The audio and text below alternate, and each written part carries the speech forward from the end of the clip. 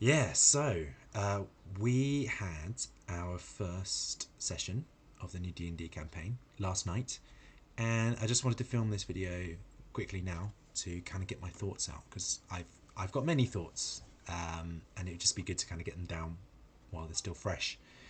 Um, I think overall, I would say it was a jolly good time had by all. I think as I've said before, the group knows each other quite well. We're already very familiar with how we all play, and it was just a fun opportunity to see a bunch of new characters that we're all playing. The old ones kind of getting a bit stale. Oh, look, we're now playing new people, and that's always nice to see. Get to roll some click clacks, get to have some fun, and yeah, I think overall, I'd say it was a above average, an above average session. Um, you know, the the DM, bless him, was very nervous. It was his first time DMing. Some seagulls outside. It was his first time DMing a full campaign. He's only ever done like one shots in Adventures League before, and it showed. It definitely showed that he was nervous. There was that element of, and I've been there, of over prepping, like simultaneously over prepping, in that you've got way too much stuff that you've prepared for this one session. It's actually going to be like 2 or 3 sessions, what you think is going to be one. But also at the same time, kind of in some ways under prepping, because then there are those kind of moment by moment plays that you just completely didn't expect to happen. It just takes you out of left field, and suddenly you've got to do an arse pull and draw up a map quickly, and then that of course takes time. So yeah, it's that kind of balancing act of keeping to time as well. We only have like 3.5 hours. We start at like 7:30, and we finish at about 10:30 plus. So realistically, it's only actually 3 hours. And I'll say this, after 35 sessions in the DM's chair, I feel I got my time management pretty down pat by the end. It was pretty. I was pretty much aware of what this party could get through in one session, how much content was the right level, and basically it was getting to the end. It was getting that literally everything that I'd prepped we would do in the session, like no more, no less, which I was quite happy about, because you don't want to be into unknown territory as a DM, because that leads to all sorts of issues. Um, we got a couple of smokers in the group, and we're in a pub, so they start getting antsy at around about 9 to 9:30. It's quite obvious. There's a lot of shuffling around, packing dice away. It's quite obvious they want to go outside and smoke a cigarette. They've got the tobacco on the table, and that's stressful as a DM. That's like, oh god, we've got to get to a break point. So yeah, just little things like this. So the DM was super nervous. He didn't need to be. We're all friends. We're all just having fun. But it did come across. But actually, let's go into the actual nitty gritty of what things were, because as I said, we had some pretty cool things. So the DM started with something quite interesting, which is that he actually started off at level 0. What does level 0 mean? Basically, it means that we don't have our proficiency bonus. The proficiency bonus being +2 at level 1. We have a +0 on our proficiency. So everything else is the same on our character sheet. I'm not a magic caster, but I'm assuming magic casters have their level 1 spells or their cantrips maybe. So it's all very basic level. We have our starting equipment. And he started us off with us going around and just kind of explaining what would be a typical day in the life for our character, which is an interesting way for us to kind of introduce ourselves. And then from that typical day, his idea was that he would then spend 10-15 minutes with each of us in turn, which then takes us from this typical day that we've described into the campaign proper. So these little kind of vignettes, which is something I also did on my campaign, because it's something that I got from Brendan Lee Mulligan from Dimension 20. that he doesn't just immediately bring the party together. Instead, he focuses in on each character individually on their own, so that the table gets a chance to kind of see what they're about in their own element, rather than just immediately thrusting them into a party. Because when you immediately start in a party, then of course you've got the party forming dynamics that you're dealing with, but you're also trying to introduce your own character. It gets a bit messy trying to do everything at the same time. So it's just a chance for you to kind of breathe at the table, showcase your character that you've built, and then you bring it together. So I liked it. I'm all for that. I love seeing other people playing.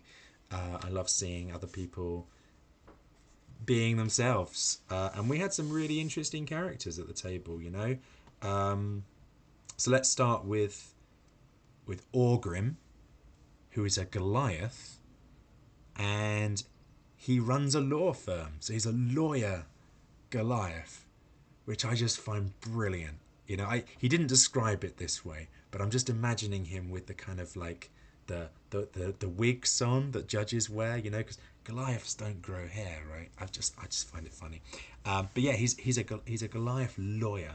I think he's going to become a paladin, you know, who's driven by the word of the law that powers him.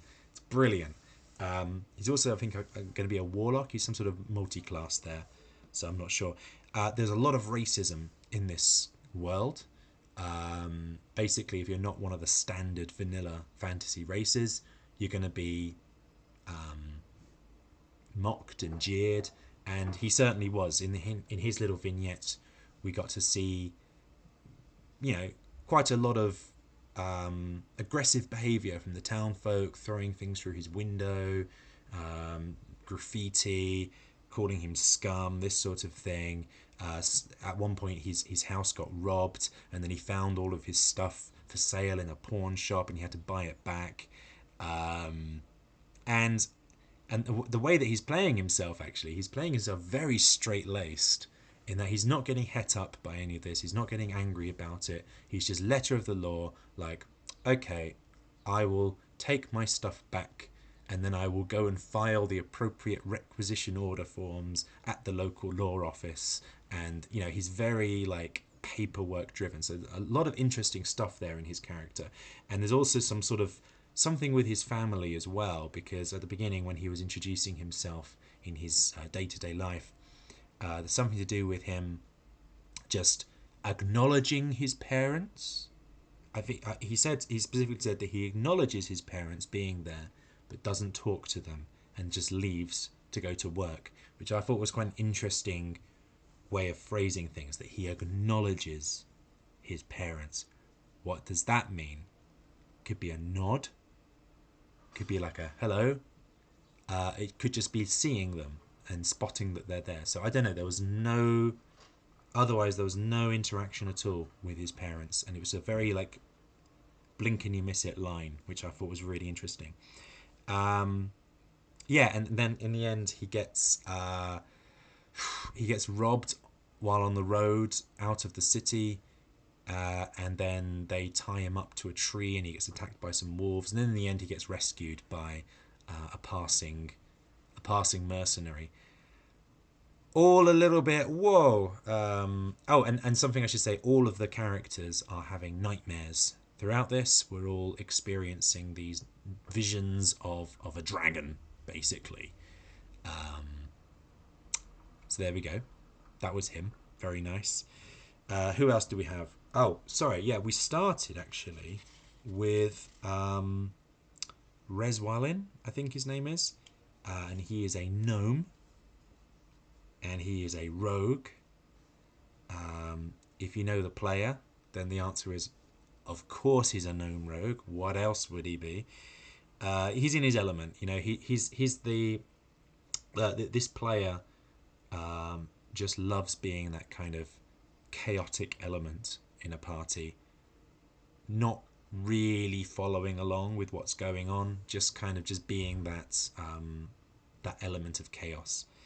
And that's what he was here. He apparently is a smuggler of mushroom mead, and we got to see him in the middle of a shipwreck. He was smuggling stuff on a ship. It gets attacked by a kraken. The ship gets destroyed, and he ends up floating away on a single like floorboard or something that survives the wreckage. And that's all we saw of him. But yeah, interesting character. We'll get to see what happens there. Definitely not a heroic character, I would say, because he is very quick to sacrifice his fellow seamen to survive on from the shipwreck. So yeah, not many heroic, our heroes, ladies and gentlemen, surviving a shipwreck. Yeah, we moved on from him, and we met another very heroic individual. Yes, indeed, we met Bert Cobain, who is a washed-up singer. Used to belong to a band that was quite popular back in the day called Imagine Baggins, and apparently that band has split up for whatever reason, and he is now washed up, drinking away in taverns. No one likes his music because all of his music at the moment is about dragons, and no one really likes that. But of course, he's haunted by these visions every time he sleeps. So of course, that's top of his mind, and so he's writing a lot of songs about doom and gloom and the end of the world. And everyone's like, "Boo! Get off the stage!" So we meet him, and he is drinking heavily. There's a lot of bodily fluid, by the way, in this session, because particularly in this part of it, a lot of vomiting happening because he is vomiting on himself. He's not being, he's not well looked after. He gets kicked out of a tavern. He ends up sleeping in an alleyway somewhere, has the nightmares, wakes up, and he finds that the town is under attack from goblins. Goblins are attacking the town. They haven't noticed him because he is hiding out in a pile of garbage, basically, and just covered in vomit. And so he heroically sneaks away and abandons the village to the goblins.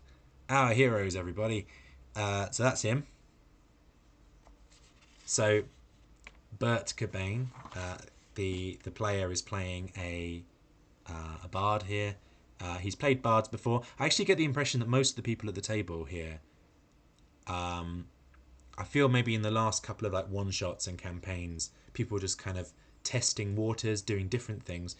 People seem to have all reset to where they're most comfortable. And I say that because the guy who's playing this bard, he's played bards before. I think it's probably one of his favourite classes to play. The guy who's playing the gnomish rogue, he's played gnome rogues before. That's just apparently his favourite way to play. And I'm playing a fighter, which the last couple of years I have systematically played every single class in the game, with the exception of Warlock. Never got round to Warlock.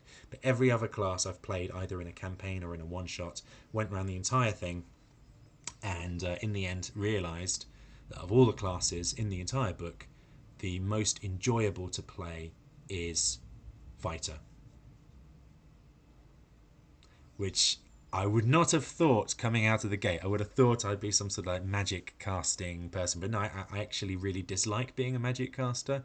I like being on the front line. I like being a tank, and so yeah, fighter or barbarian or paladin, but fighter has the most options for me. So there we go. I am also playing my favourite class. So yeah, everyone seems to have reset to what they like playing. So the next person that we met was Natalia, who is a very beautiful elven lady cleric who is being played by our big bearded guy in our group, which is very interesting. I'll get to see how that plays out. But she starts off walking through a forest. She finds the burns remains of a village that's been attacked by goblins. She manages to save the lives of a couple of people, and then she sees some more goblins, and she follows the trail. She follows the trail, finds some more goblins. One of them attacks her. she manages to run away. So she saved the lives of a couple of people, and then she heroically flees the scene so that the goblins won't bother her again. Sorry for like glancing over that one, but it was a very straightforward introduction. And finally, there was me. And I did have a heroic introduction. Darn it! So my character's working away in the forge, dunk dunk, making something with his hammer, and suddenly he hears the bells ringing out in the town. The town is under attack. He goes outside to see what's going on. His forge hammer in his hand, and he sees that the village is under attack from a giant cyclops. And he sees that the guards are trying to attack the cyclops and failing badly. People are running away, but they're being attacked. And so he runs over to see if he can help the guards, immediately calls out to the beast and says, basically tries to talk it down, even though it's in the middle of like squishing all of his friends, and he doesn't immediately attack because that's not his thing. And he's like, I don't know what manner of beast you are, but you should step down. This town is defended. Something like this. The creature then just backhands me. I go smack into the mud. I lose like half my health in one hit. Back on my feet again. And realizing that the creature is hostile and is not going to listen to reason, I swing him with my hammer and kneecap it. And my hit does almost nothing. And at this point, of course, I realise as a player that I'm badly outclassed here, and everyone at the table is saying, "Oh, you're going to have to roll up another character." But my character actually, in the moment, is just thinking about like trying to goad this creature and trying to distract this creature, and so the creature is pissed off at him, focusing all of its ire in the direction of my character Helix. And so then at that moment I start running, trying to lead the creature with me, meaning that it's then leaving the village, and therefore they will have a chance to kind of shore up their defenses and evacuate. I'm leading the monster away from the village, and I run. I know the area, and I manage to kind of hide, and the monster loses track of me, and obviously then it's away from the village, it's lost track of me, it kind of loses interest, and it just wanders off in a random direction. And so I have saved the town, huzzah! And I go back into the town, and I help the guards to kind of shore up the defences and put barricades and things, and make sure that all the people are okay. And that was our introductions. That was like basically the first half of the session. And then after that, we had the second half. I mean, it was only an hour long because that was when we had the break after all those vignettes. And we were in a dream sequence. And I think this part of the session was a little bit less successful than the first part, if I was to be completely honest. And the only reason is because we weren't playing our own characters. I was given this other character that I'm playing. Basically, in this dream sequence, we're seeing things through the eyes of this playable NPC. And it's quite obvious. I think my guess would be that what we're actually seeing is a memory, or maybe it's a vision of something happening elsewhere. But it's not happening to our characters. And so we were told at the outset that, I can't remember how he phrased it. It's like we're lucid, so we're able to control things, but at the same time, it's obviously like a cutscene in a video game. and as a result, it was difficult to kind of get invested in what was happening. We were just kind of playing things very, okay, point A to point B. I go there.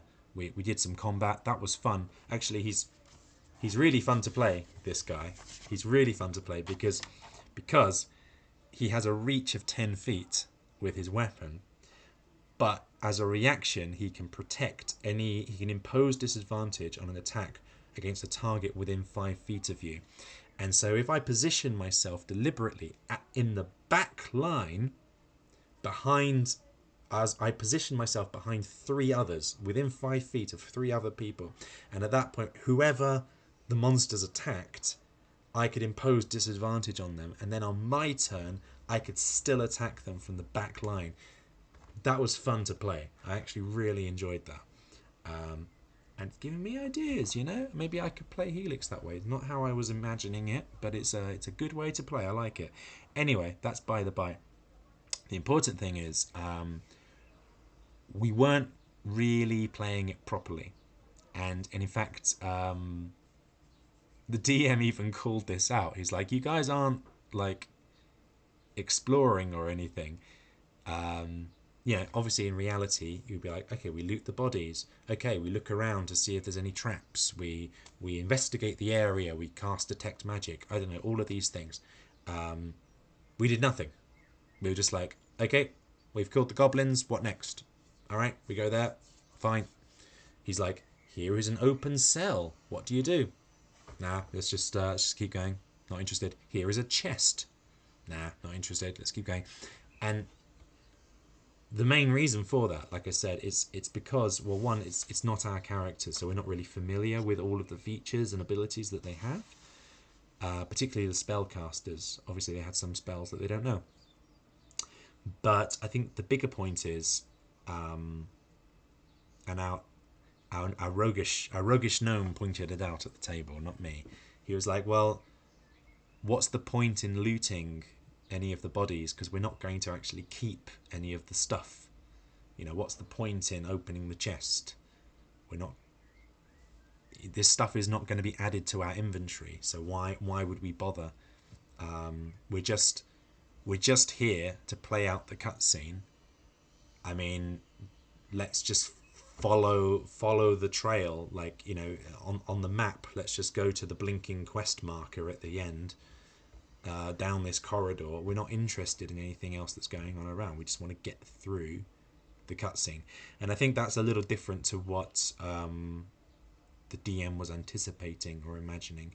Because ultimately, all of us at the table, we just want to get the party together. Remember, we've done our individual vignettes. At this point, we want to meet each other now. We've met each other individually. We want to get together. We want to find out what the dynamic is, and we want to get the main hook for the entire quest, for the entire adventure, the entire quest. Like, what is our hook?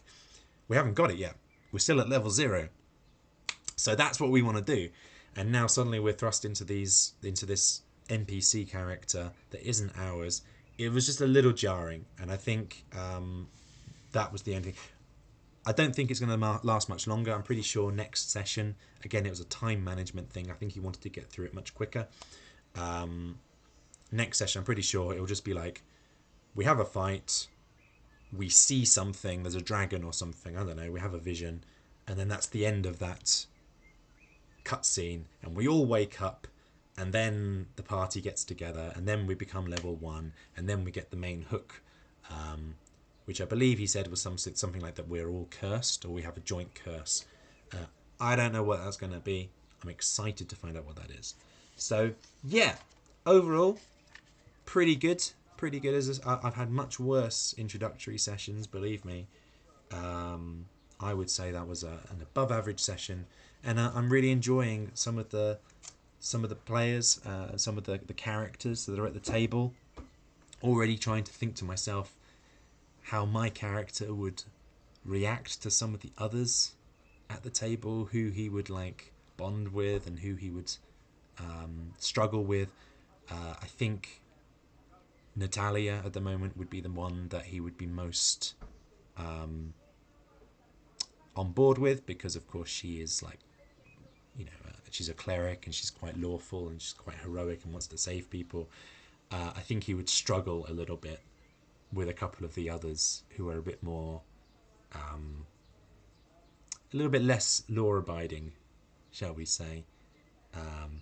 He just wouldn't understand them, So I'm excited to see that. I'm excited to play it out. But then, of course, we got one character in the party who is extremely law-abiding. He is like Mr. Law incarnate. He's a lawyer, and I think actually he is going to be the biggest asshole at the table, and so that's awesome. Like my character would be like to the rogue, like, you need to be more law-abiding, and then he turns around and he's like, yeah, but not like that. So yeah, I'm excited to see it. Again, really hoping it happens next session. So yeah, that was a good C plus B minus session there. So let's see what happens next time. Take care.